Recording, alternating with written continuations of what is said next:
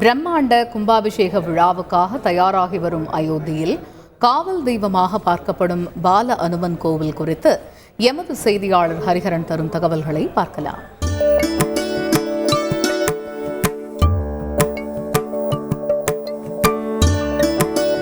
ஆன்மீகத்திலையும் அரசியல்லையும் ஓயாது பேசப்படக்கூடிய அயோத்தி மாநகரம் பிரம்மாண்டமான கும்பாபிஷேக விழாவுக்கு தயாராகி வருது.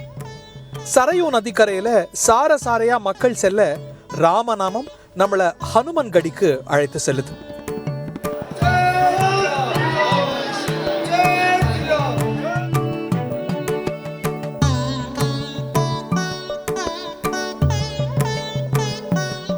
ஆகஸ்ட் 2020 பிரதமர் நரேந்திர மோடி ராமர் கோவிலுக்கு அயோத்தியில அடிக்கல் நாட்டினார். அவர் நேரடியா அந்த தலத்துக்கு போயிடல, நாம நின்றுட்டு இருக்கக்கூடிய இந்த பகுதிக்கு தான் முதல்ல வந்தார். இது ஹனுமன் கடி.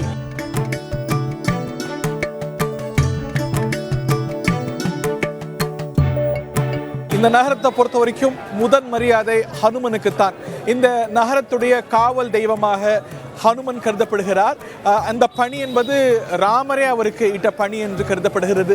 இந்த கோவில் என்பது ஹனுமன் அயோத்தி நகரத்துக்கு வந்து வாழ்ந்த வாழ்விடமாக கருதப்படுகிறது. இங்கே தான் 10ஆம் நூற்றாண்டில் உருவான ஹனுமன் கடி கோவில் அமைந்திருக்கிறது. இந்த 76 படிக்கற்கள் ஏறி இந்த கோவிலுக்கு நம்ம போகலாம் வாங்க.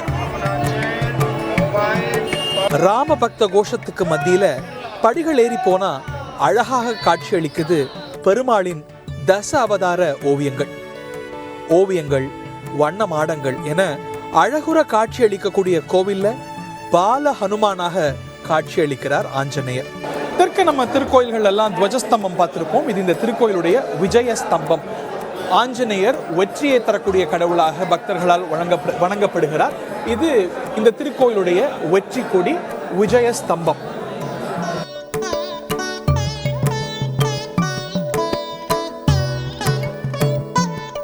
அஞ்சனை மடியில அமர்ந்திருக்கக்கூடிய பால ஹனுமான தரிசித்தவர்கள் எல்லாம் பால ராமனை பார்க்க போவதா சொல்றாங்க. அத்தனை ஆர்வமா நாமளும் போலாம்.